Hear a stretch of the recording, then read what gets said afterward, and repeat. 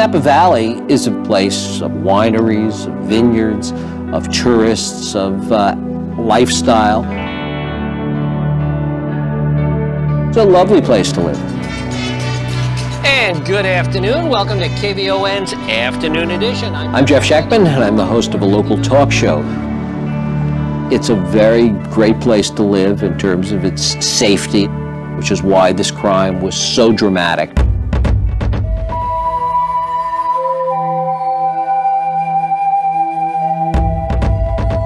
The crime happened on Halloween night of 2004. There were three women living at the home on Dorset Street: Adrian and Sonia, Leslie Mazzara, and Lauren Mianza.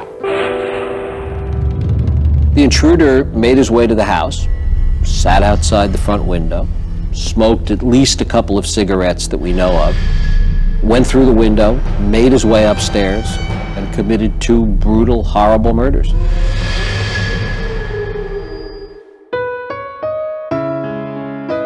Adrian was one of my best friends. She never ever turned us down. If we needed something, her family or friends, we were always first. We always knew that. She was a great person. Everything about Leslie's life is just pure and innocent and bright and bubbly and friendly and sweet.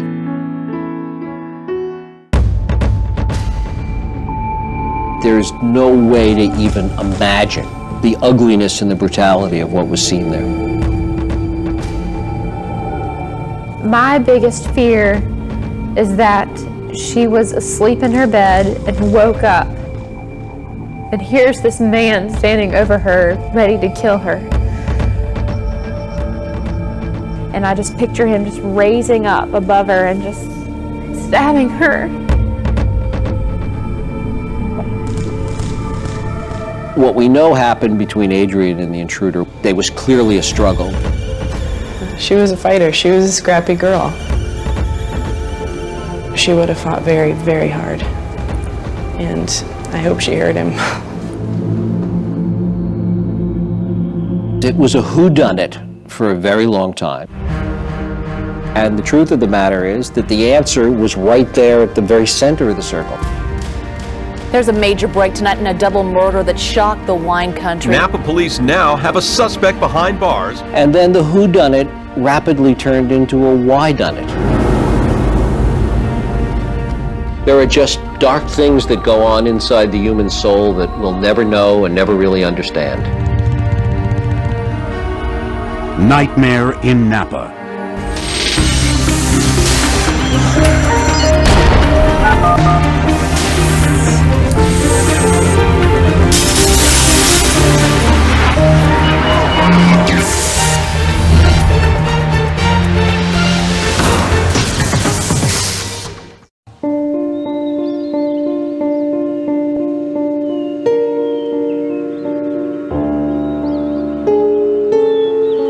I was jealous when they moved in. I thought it was a wonderful house.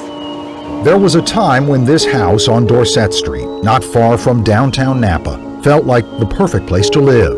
Adrian just seemed very happy, very content. Arlene Allen's daughter Adrian lived in the house and loved it.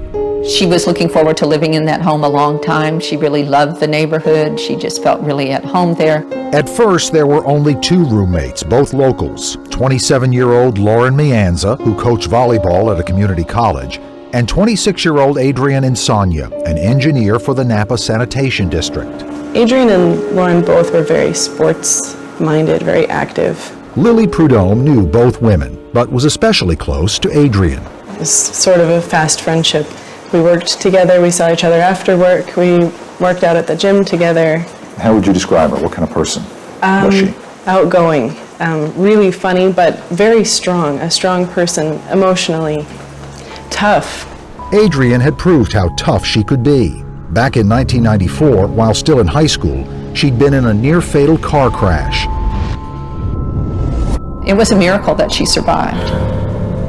There were a lot of physical obstacles that she needed to overcome, and also emotional obstacles, feeling unpretty, feeling, like she didn't fit in with her regular life anymore. But those problems were long behind her by June 2004, when Adrian and Lauren invited a third young woman to share their home, Leslie Mazzara, a transplanted Southern beauty queen. And good evening. A senior at the University of Georgia, I am Leslie Ann Mazzara, Miss Williamston. Kathy Harrington is Leslie's mother. She wanted to grow up to be a teacher, a mother, a nurse, and to be Miss America by the time she was 21. All those things. All of those things. Beautiful, beautiful. A rose for a rose.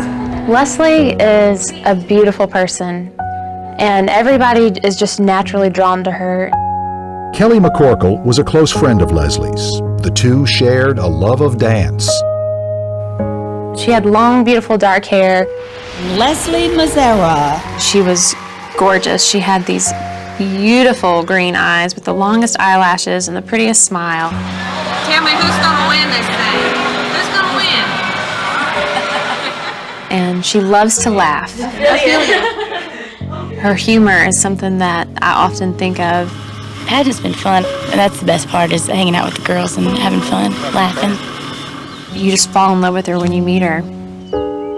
In 2004, after breaking up with a boyfriend, Leslie moved to Napa. She got a job as a greeter at the Napa Coppola Winery, run by Godfather director Francis Ford Coppola. And we would always joke, I'd say, how's it going? And she'd say, well, Mr. Coppola hasn't quite discovered me yet, but he's going to one day. We would just laugh about that.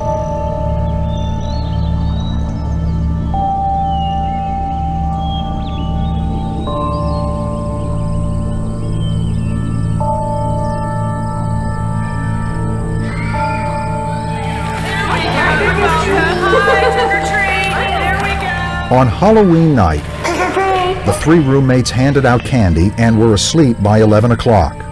Leslie and Adrian were upstairs in separate bedrooms. Lauren was downstairs.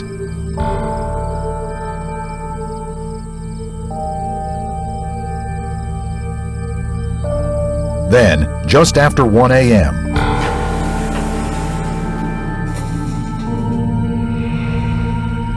Lauren was startled by loud noises coming from the upstairs bedrooms. I was in my bed and just opened up my eyes and realized something was kind of not quite right.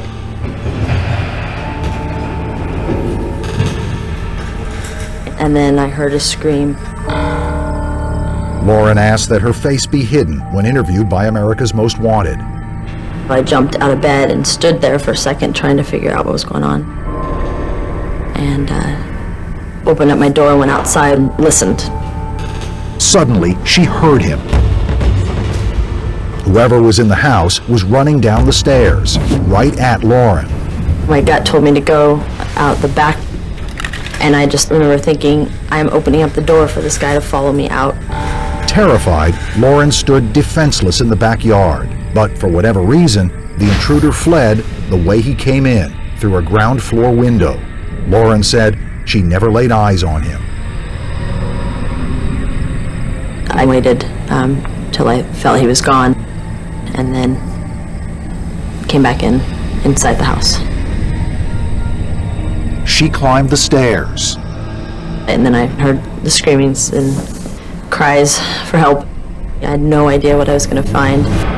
Adrian and Leslie lay in Adrian's bedroom, bleeding from multiple stab wounds. Adrian was still alive, but just barely. Lauren slipped on something and realized it was the blood of her roommates. She fled the house and called 911. This is 911 emergency. What are you reporting? Oh my God, we got attacked. Does someone need an ambulance? Yes, oh my God, they're dying. I don't know what is going on. There's blood everywhere. When the police arrived, both Adrian and Leslie were dead.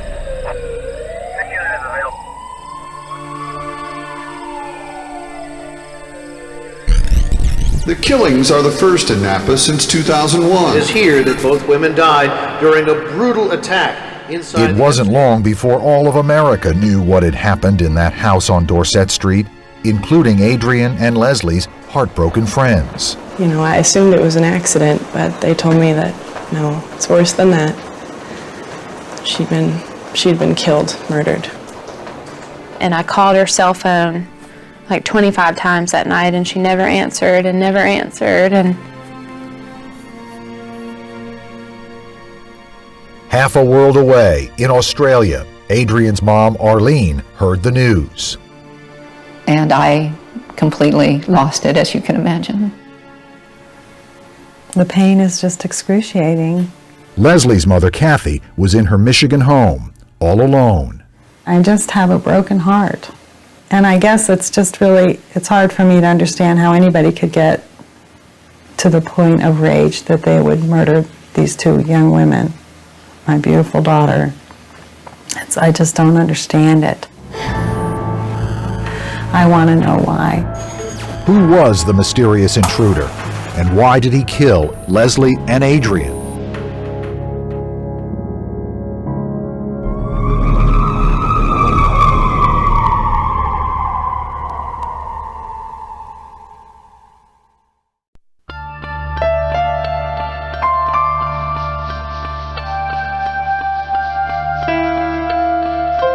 she was a people person. Look at my eyes, look at my eyes. That's just the thing about Leslie. She was enchanting. She was a charmer.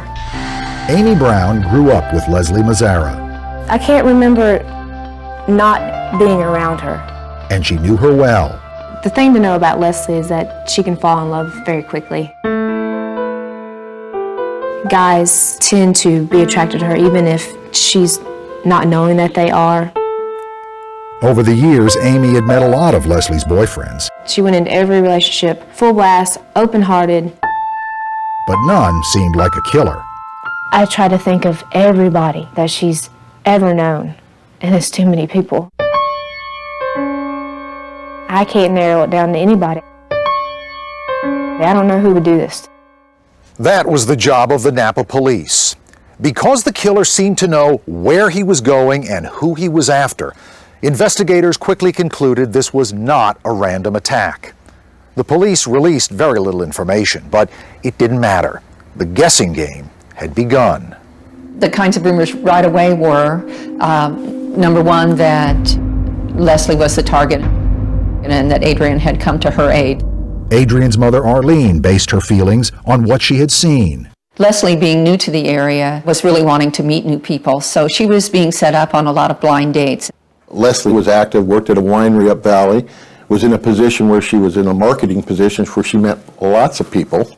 Napa detective Dan Lonergan says the killer most likely entered Leslie's bedroom first. She was possibly attacked while she was sleeping. And then the intruder entered Adrian's room. The two struggled mightily.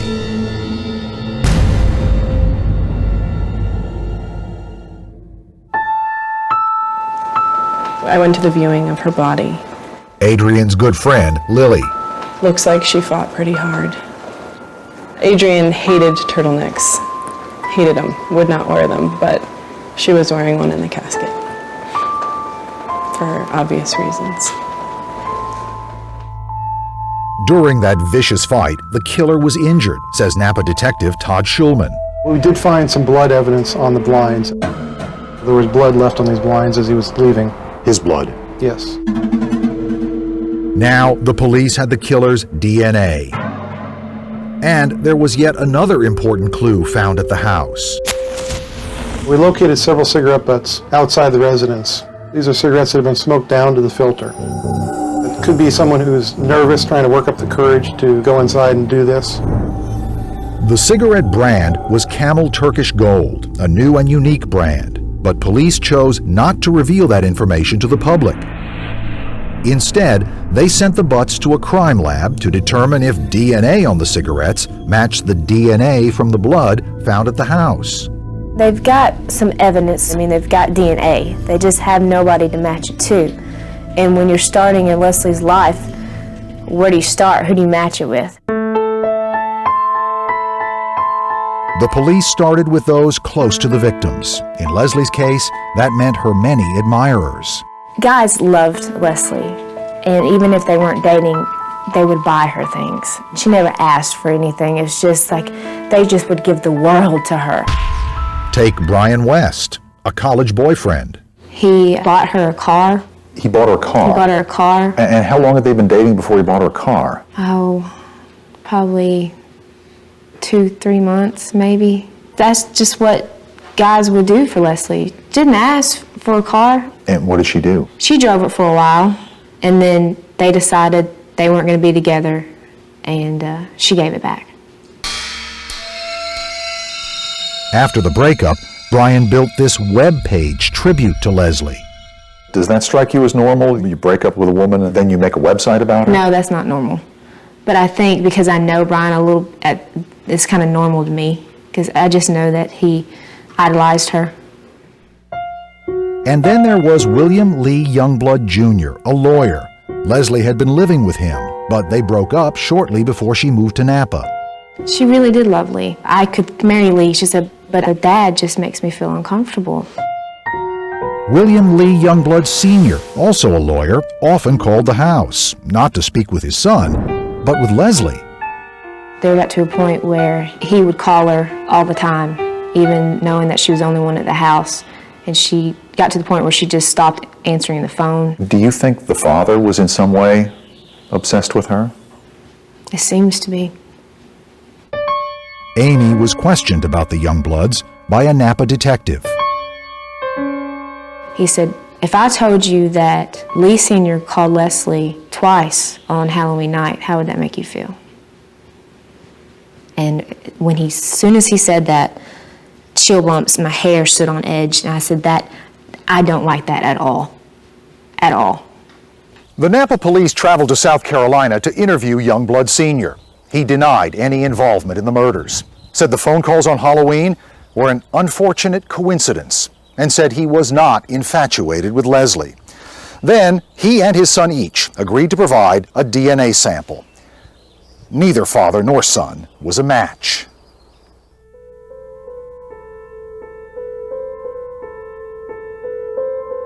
Back in Napa, investigators went around collecting DNA from the men Leslie had met there.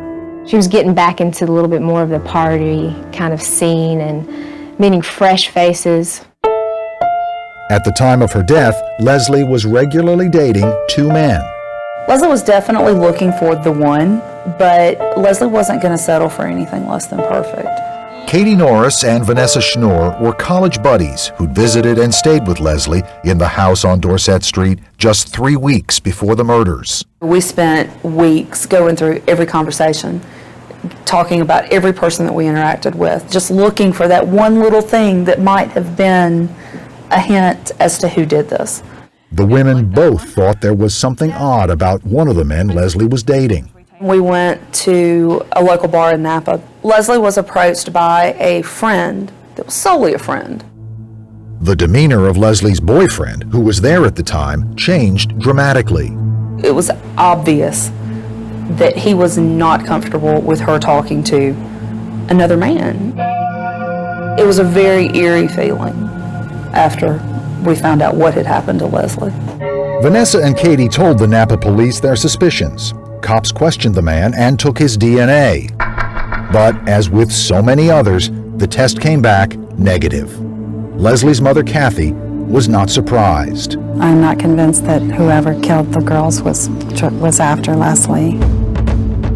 It could have been somebody that was taken with Adrian.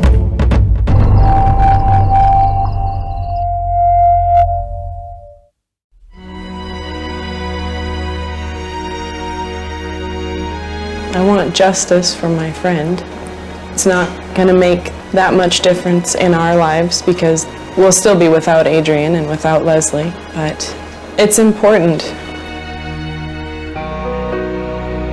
Like all of Adrian's friends, Lily Prudhomme desperately wants Adrian's killer to be found. I've gotten pretty angry about what happened, that anybody could do this, but I'm almost a little afraid to have a face and a name to put the blame on, and all my grief, just hang it on this person. But it's not going to get easier because we have a face and a name. One name that police focused on soon after the murders was Christian Lee. Christian was her boyfriend. They were on again, off again for a long time. Lily says the relationship sometimes caused Adrian pain. She'd come to work crying one day, and Of course, being friends, we would console her, and towards the end, we only saw the negative side of Christian. Not surprisingly, Napa police were soon pounding on Christian's bedroom door. I was fast asleep, and I opened the door, and about 5 detectives jumped backwards. I take it you were startled. To say the least, yeah. What did they say to you? They asked me to come out of my room, and they kind of backed away from me slowly. And they asked me if I had any weapons or knives in my room, and I told them I had one and asked if I could get it for them. They said, no, just point out where it is. They collected a knife from the corner of his room. They took samples of blood. They took my clothes. They took the sheets off my bed. And they wanted to take me to the station for questioning. For weeks, he and Adrian had been arguing. She wanted a commitment. He wasn't ready. We'd have our problems, we'd argue, but I've never, ever touched a woman in my life in anger.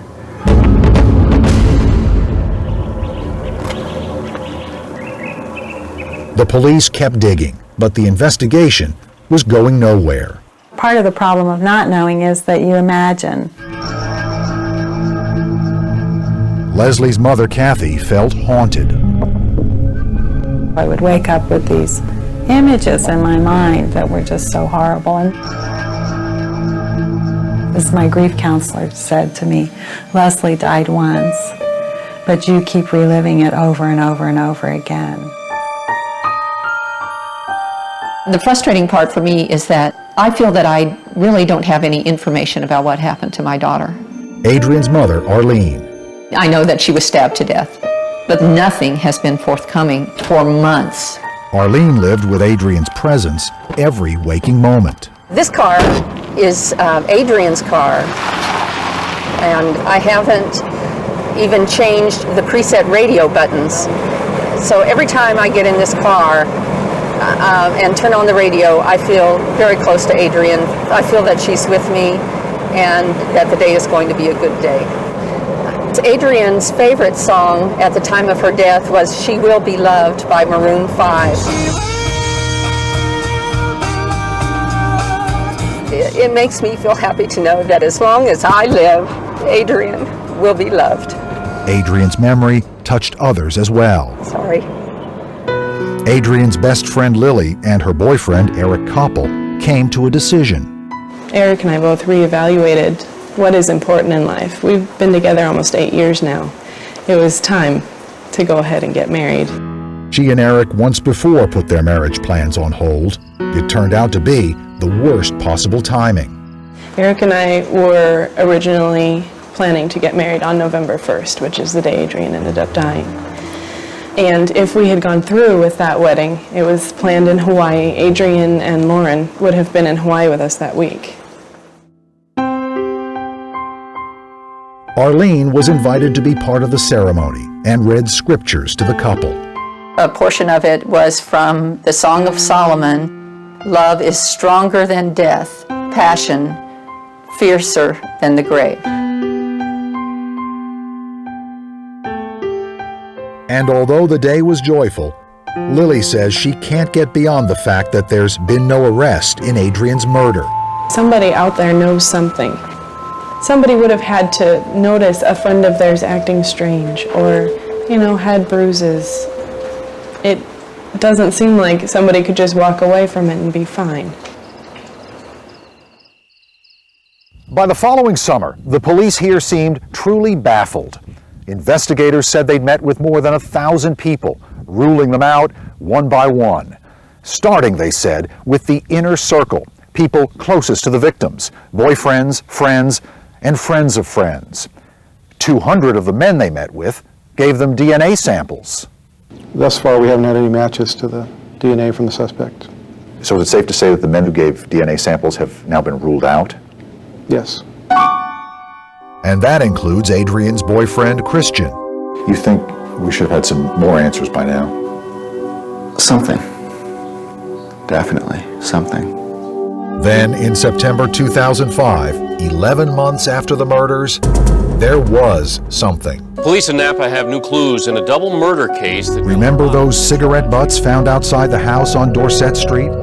Months later, the crime lab results finally arrived. This is one of the actual cigarette butts that was located at the crime scene. In fact, the saliva on those butts did match the killer's DNA. Investigators believe the assailant smoked Camel Turkish Gold cigarettes at the time of the attack. We feel like this is something that may prompt someone in the public to make that one phone call that's going to help lead to the identity of this killer. They were right. Just 5 days later, My phone rang at 11:15 last night, and it was the supervising sergeant letting me know that they had made an arrest. My next words were, "Who was it?" And I was not at all prepared for the answer to that question. neither was anyone else.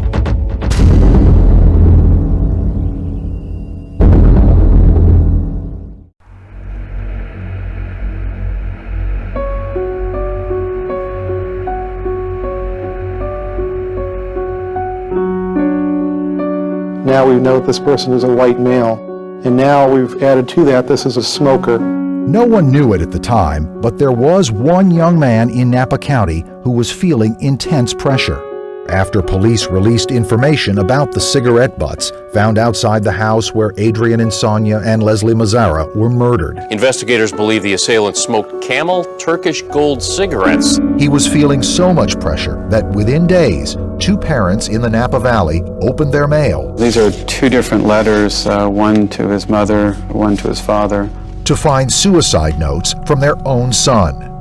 Napa District Attorney Gary Lieberstein read to us from those letters, which have never been revealed publicly until now. I am leaving this life because I know that the consequences of my actions must be faced, and they spell death. I will not grant the government the satisfaction of watching me die, so I will end my life in a place and manner of my own choosing. I do not consider it suicide. I call it justice. The man who wrote that letter may have sentenced himself to death, but he didn't carry out the sentence. After relatives received those suicide notes, they confronted him and convinced him to turn himself in to the Napa police. There's a major break tonight in a double murder that shocked the wine country. When Arlene Allen heard of the arrest, she asked his name. I expected when I asked the question, who was it, that it would be a name I was not the least bit familiar with. But it was a name Arlene knew very well. It's heartbreaking. I am just so heartbroken over this. 26-year-old Eric Matthew Koppel is in the Napa County Jail, charged with 2 counts of murder. The man who confessed was Eric Koppel, the husband of Adrian's best friend, Lily. I'm feeling as much grief now as I did upon hearing of Adrian's death. The revelation was all the more shocking because it was only months earlier that Arlene had been invited to speak at Eric and Lily's wedding. And I remember looking into Eric's eyes, and he seemed sad and paying close attention, and it really touched me. Just who is Eric Koppel? Little is known. He was the classic shy, quiet guy who worked as a land surveyor and was never in trouble with the law, not even a traffic violation. He was nice. He was a nice person. It was hard to even imagine him do that. Ben Katz was Adrian's close friend and socialized with Lily and Eric. Whenever he was with Lily, she would do all the talking, and he'd just be there. He wouldn't say much, but he just figured just because he was shy. He did appear to me to be reticent, remote, really a contrast to Lily's easygoing and outgoing personality. Yeah, they do kind of seem like an odd couple, but it seemed like it was working for them both. But how could Lily have gone for nearly an entire year, marrying and living with the man who murdered her best friend, without suspecting a thing? Do you think that Lily knew anything about Eric's involvement before he ultimately confessed? It's hard to believe that she laid next to him 11 months and didn't have any suspicions. When Lily sat down with us not long after her wedding, what do you hope will happen here? I hope they find him. She said she couldn't imagine the killer would go unnoticed. Somebody must have seen something. Somebody out there knows something. Somebody would have had to notice a friend of theirs acting strange. What now seems chilling is the fact that Lily's husband, Eric, was sitting right there in the room with us during our interview. It's important. It's important to find out who did this and to find out why. In some sick way, I want to know. I want to know how it happened. I mean, this was my friend. I want to know what happened to her. It doesn't sound like Lily had even an inkling. I think that Lily was like another sister to Adrian. She could not have even suspected that her husband was involved with that. There is no proof that Lily knew what Koppel had done. And people also wondered about the investigators. Why didn't they find him sooner? How is it possible they took more than 200 DNA samples from men all over the country, yet somehow skipped over Koppel, who lived and worked right here in the Napa Valley? Here's a guy who was the boyfriend of the best friend, who knew your daughter, who knew Leslie, had been to the house, and who smoked cigarettes. Right. Are you surprised that the police did not question him much sooner? That was one of my first questions. Right away I was wondering how he could possibly have been overlooked. Now that there finally was an arrest in the case, there was a great sigh of relief, and not just in Napa. I've been waiting for that call for 11 months. Leslie's mother, Kathy, now a minister living in Michigan, can't help wondering what was going through Koppel's mind. My granddaughter says it so well. It's like, why would anyone want to hurt Aunt Leslie? How will the man who murdered Leslie and Adrian explain what happened that horrible night? I am a broken man. And what will Lily say to the families? I'm Lily Koppel, Eric's wife.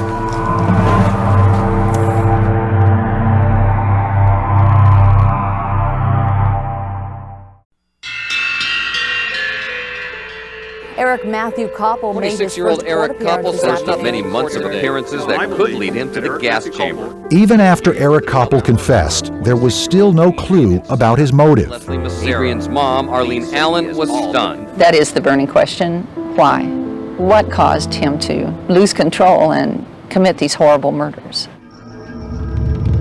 The answer, says Napa District Attorney Gary Lieberstein, lies in Koppel's relationship with Lily. He wanted Lily to be there for him, and I do think that he was resentful of other friendships that she had.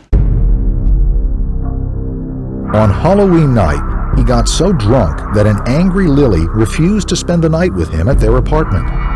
He felt his relationship was slipping away with Lily. Koppel found himself all alone on what was supposed to have been his wedding day. His memory of what happened next, he told police, is sketchy. He claimed that while he had some memory of leaving his house and taking a knife, he didn't know why he did that. He didn't know how he ended up at the house on Dorset.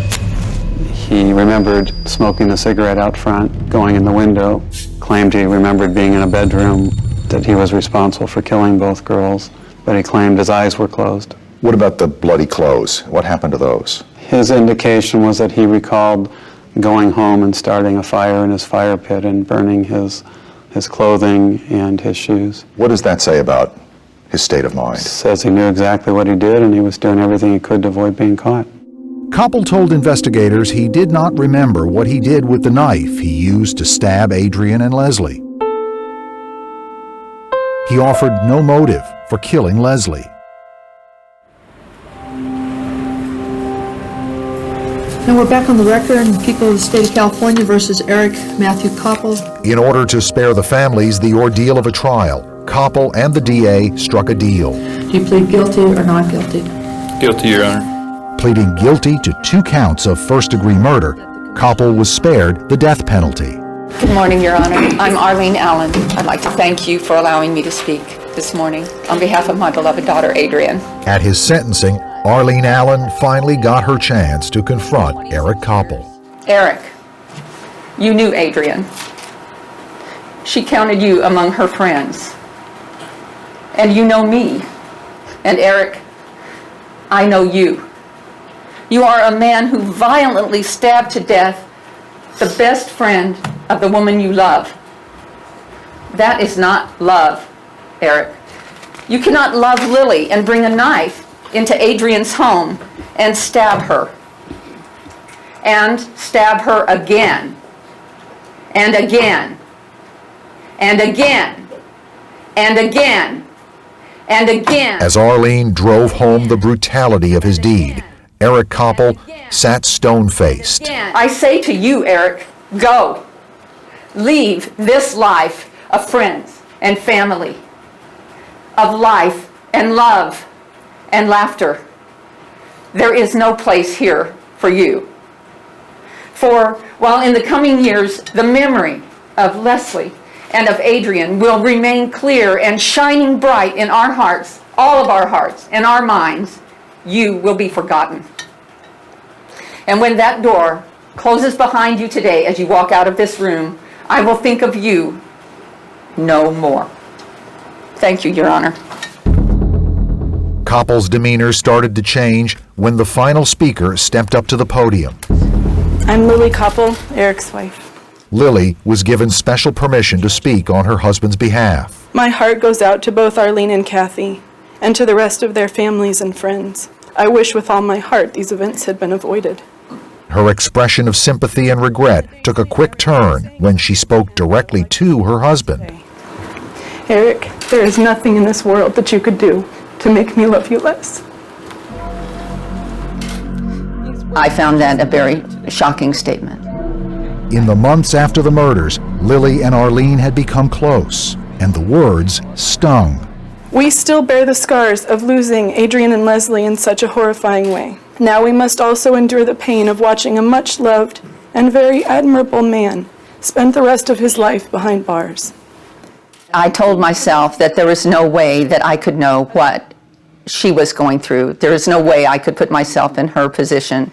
I can say without hesitation that the man who committed this crime is not present in the person or mind of my husband today. I am praying that we'll survive this, but at this point, it's really unknown. Your Honor, Eric Koppel would like to read a statement. Yes. And then it was Koppel's turn. My voice doesn't work. The courtroom waited anxiously as he tried to compose himself. I am a broken man. Oh, it sucks. A man splintered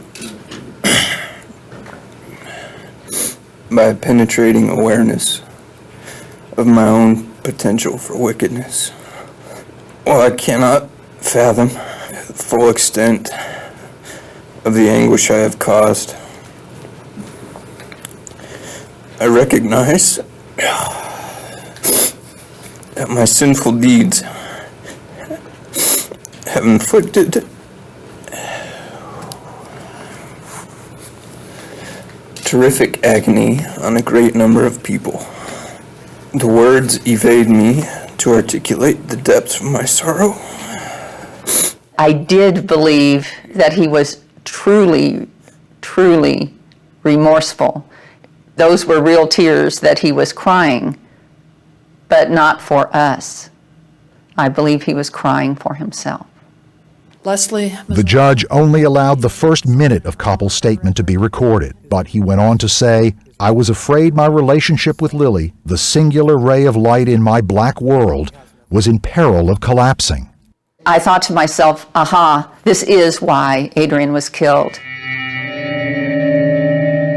In his own tortured mind, Koppel believed Adrian was poisoning Lily against him. If he was in such great fear of losing Lily, a panic would set in. He would have to find a way to keep her. He would have to eliminate the path by which she might escape. I believe that he saw Adrian as that path, and that is why he killed her.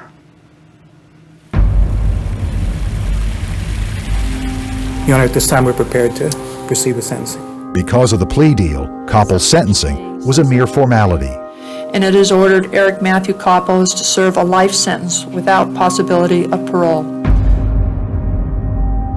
The case of the Napa murders is solved now.